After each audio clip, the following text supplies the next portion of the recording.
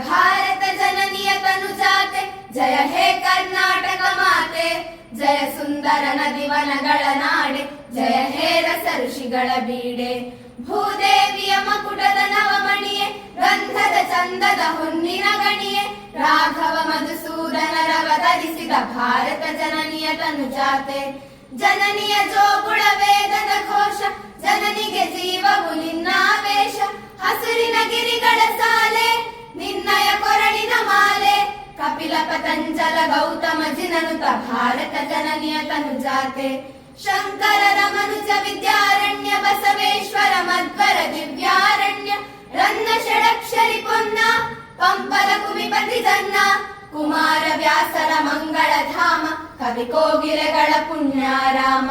ನಾನಕ ರಾಮಾನಂದ ಕಬೀರರ ಭಾರತ ಜನನಿಯ ತನು ಜಾತೆ.